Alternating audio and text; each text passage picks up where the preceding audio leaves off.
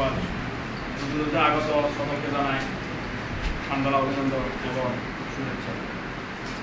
মূলত আমরা এখানে একত্র হয়েছি যে বিস্তারিত বর্ণনা কিছুক্ষণ আগে আমাদের দিয়েছে আদর্শ উদ্দেশ্য এবং এটা কি এগুলো সম্বন্ধে বিস্তারিত আলোচনা করেছে এবং আপনাদের হাত থেকে কাছে মনে হয় এখানে একটা কাগজ বা উদ্দেশ্য সম্বন্ধে একটা কাগজ সবাইকে দিয়েছে মনে হয়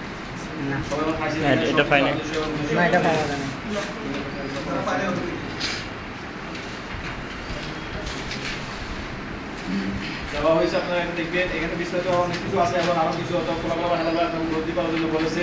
এখানে একটা উদ্দেশ্য হলো ক্লিনিক্যাল চিকিৎসক অ্যাসোসিয়েশন নামে একটা সংগঠন হতে যাচ্ছে। অর্থাৎ একটা অ্যাসোসিয়েশন করার জন্য আমরা উদ্যোগী হয়েছি এবং একটা অ্যাসোসিয়েশন করবো। কেন করবো একটা অ্যাসোসিয়েশনে কি কার্যকারিতা আছে, এটা কি উপকার আছে, আবার এটা কি বেনিফিট আছে, এটা সাইড এফেক্টটা কি আছে, এগুলো বিস্তারিত আমরা অবগত যেহেতু আছি অত বিস্তারিত আলোচনা করার পরে আমরা তো ক্লিয়ার হয়ে যাবো। ফেনীতে অনেকগুলো অ্যাসোসিয়েশন আছে আমার মনে জানা মতে। গ্রাম ডাক্তার ফেনী পলিসি বিষয়ক একটা সমিতি আছে, অ্যাসোসিয়েশন না, ফেনী পলিসি এবং গ্রাম ডক্টর একটা সমিতি আছে। কিন্তু এগুলো কার্যকরভাবে অ্যাক্টিভ না হওয়াতে এবং তারা ব্যক্তিকেন্দ্রিক হওয়াতে এগুলো আমাদের সাথে সম্পর্ক হতে পারে নাই, আমরা তাদের কাছে যেতে পারি নাই। যেহেতু আমরা তাদের কাছে যেতে পারি নাই, তারা আমাদের সাথে আসতে পারে নাই, মিলিত হতে পারে নাই।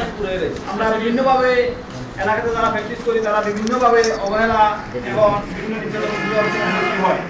যার চলন্ত একটা উদাহরণ আপনার সঙ্গে বলতে পারি, আমার বাড়ির পাশে একজন ডাক্তার যিনি দীর্ঘ 60 বছর মামলা জড়িত হয়েছেন এবং মামলা চালাইতেছে। তার একটা ভুল কি, তার কাছে একটা রোগী গেলেন পেটে ব্যথা নিয়ে, তিনি তাকে চিকিৎসা শিখে দিয়েছিলেন। কিন্তু হঠাৎ করে মানুষ যদি মরে যায় কেউ তো তাকে রাখতে পারবে না। কিন্তু তিনি মারা গেলেন, মারা যাওয়ার পরে তিনি আজকে 60টা বছর তাকে একটা মামলা চালাতে হচ্ছে। কিন্তু তিনি কোনো আইনে সাহায্য পাইতেছেন না, না কোনো ডাক্তার সাহায্য, মানে কোনো সাহায্য তার কাছে নাই। তিনি শুধু মামলাটা পরিচালনা করতে যাচ্ছেন, সাক্ষী আছে সাক্ষী দিতেছে না। তারপর তিনি শুধু প্রতিদিন মাসে মাসে হাজিরা দিতেছেন। এই হাজিরা দিতে তিনি এক তুঙ্গ অবস্থা হয়েছে। তার অনেক চিনবে, সেটা বেশি দূরে না, গজরে বাজার ডাক্তার লোকমান হোসেন। তিনি আজকে 60টা বছর একটা মামলা ইচ্ছা দিতেছেন।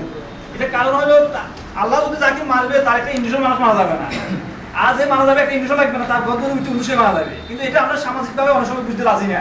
আমরা বলি কি মারি ফেলাইছি, এই বাচ্চা ডাক্তার মারি ফেলাইছি। কিন্তু ডাক্তার কিভাবে মারছে তার সাথে একটা আমরা ওই ঘটনা করার পরে ছোটরা মেডিকেল একটা ডাক্তার যাকে দেখাইলো আমরা এগুলো করে চিকিৎসা গেছি, কিন্তু ডাক্তারের সময় কিছু বল নাই। ডাক্তার বলছে আপনার চিকিৎসা ঠিক আছে, প্রেশার ঠিক আছে, তো সবকিছু ঠিক আছে, আপনার তাকে ওষুধ দিচ্ছে।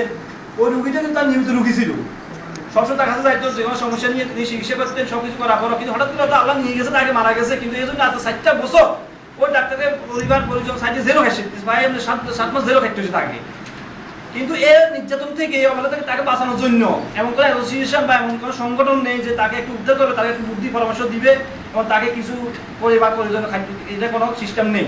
তার মামলা তিনি সাজাইতেছেন। এভাবে যদি আমাদের যারা পলিসি বিষয় আসি আমরা বা কেউ বিএম কেউ এলাকা করছি বা কেউ আরো বড় ডিগ্রি আমরা আসি, একমাত্র এমবিবিএসরা হইলে তারা বিভিন্নভাবে এটা সাহায্য সহযোগিতা পায় এবং বিভিন্নভাবে তাদের মোকাবিলা করতে পারে। সরকারও তাদের পক্ষে অনেক সময় কাজ করে, কিন্তু আমাদের পক্ষে কাজ করার মতো তেমন কেউ নেই। সেজন্য যারা কয়েকটা, আমি আগে বলছি কয়েকটা সংগঠন তো আছে, কিন্তু তারা আমাদের সাথে সম্পৃক্ত হইতে পারে নাই। তারা যারা নতুন প্রজন্মের, এখানে আমরা যারা নতুন প্রজন্মের এই পেশাতে এসেছি, আমাদের সাথে খাপ খাপে চলার মতন এবং আমাদের সাথে পরিবেশগত আমরা কাউকে পাই নাই।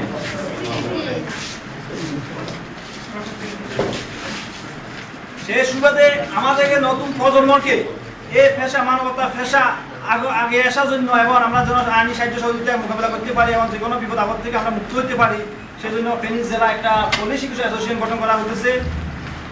সেটা আমার একটি নিজের মনে ক্ষোভ এবং একটা ইয়া থেকে আমি বলতে চাই, সমাজে যারা আমরা পলিসি বিষয়ক আছি, আমাদের মতন আমার মনে হয় সমাজে সমাজ সেবামূলক যদি কোনো কাজ করতে হয় বা সমাজ সেবা যদি কোনো উদাহরণ, দৃষ্টান্তমূলক উদাহরণ দিতে হয়, একমাত্র পলিসি বিষয় সমাজে নিঃস্বার্থভাবে কাজ করে যাচ্ছে। সেই উদাহরণটা কি, আমি এটাই বলি, রাতে যদি 12টা বাজে হোন বা 1টা বাজে হোন, যদি কোনো একটা রোগী বা একটা মানুষ অসুস্থ হয়ে পড়ে, ওই সময় আর আমার এমবিবিএস বাইকে কেউ ডাকিয়ে আনে না, ওই সময় কোনো এমবিবিএস কে কেউ ডাকিয়ে আনে না, ওই সময় ডাকিয়ে কাকে যাইতে হয়, ওই পলিসি বিষয়ের কাছে যাইতে হয়। ওই পরিষদে একটা স্যালাইন দিলে ওই পরিষদে দিতে হয় এবং যদি একটা ইঞ্জেকশন দিতে হয় তাকে দিতে হয়, একটা ফ্যাট ব্যথা ওষুধ তার কাছে যা। কিন্তু যদি কোনো আল্লাহ না করে একটা দুর্ঘটনা ঘটে যায়, সম্পূর্ণ দায়িত্ব আসে তার কাঁধেও পড়ে। এ থেকে মুক্তির কোনো পথ আমাদের নাই এবং জানাও নাই। সেজন্য এ থেকে মুক্তির জন্য বা এ থেকে আমরা কিভাবে বাইরে আসতে পারি এবং আমরা যারা অবহেলিত নিগৃহীত বিভিন্ন গ্রাম অঞ্চলে সেবা দিয়ে যাচ্ছি, আমরা আরো কিভাবে সেবা ত্বরান্বিত করতে পারি, সেই উদ্দেশ্য নিয়ে ফেনী জেলা পলিসি বিষয় গঠন হতে যাচ্ছে। এবং এখানে আরেকটি বিষয় হলো, যারা জনপ্রতিনিধি, আমি একটা কথা বলবো, এখানে কেউ আছেন যারা জনপ্রতিনিধি বিভিন্ন সাধারণ পাবলিক ভোটে নির্বাচিত হয় মেম্বার চেয়ারম্যান, পলিসি বিষয় যে কাজটা করে কোনো জনপ্রতিনিধি এখন মনে হয় এই ধরনের সেবা দিতে পারে না। কারণ তিনি জনপ্রতিনিধি হয়েছে, তিনি ছেলে মানে তার কাছে জনজাতি হয়, তার কাছে যাই একটা সিগনেচারের জন্য, একটা পেটের জন্য, একটা সার্টিফিকেটের জন্য ঘন্টা পর ঘন্টা অপেক্ষা করতে হয়। কিন্তু একমাত্র পলিসি বিষয়, যারা আমি আগে বলছি রাতে 12টা নাই, একটা নাই, ঘুম নাই, যে কোনো সময় তাকে তার ঘর থেকে চলে যেতে হচ্ছে একটা রোগী সেবা দেওয়ার জন্য। এত কিছু করার পরও আমরা সমাজে শিক্ষিত নাই, আমাদের কোনো আত্মসন্তুষ্টি বা আমরা বিভিন্নভাবে হয়রানির শিকার হতে হয়। সেই হয়রানির শিকার থেকে মুক্তি হওয়ার জন্য এবং আমরা নিগৃহীত থেকে মুক্তি পাওয়ার জন্য কিভাবে পাইতে পারি, কিভাবে আমরা একটা অ্যাসোসিয়েশন গঠন করি, আমরা সমাজে বড় অবদান রাখতে পারি এবং ওই জনপ্রতিনিধি সেই ভালোভাবে কিভাবে সমাজে এগিয়ে দিতে পারি এবং আমরা সমাজে মুখ উজ্জ্বল করতে পারি।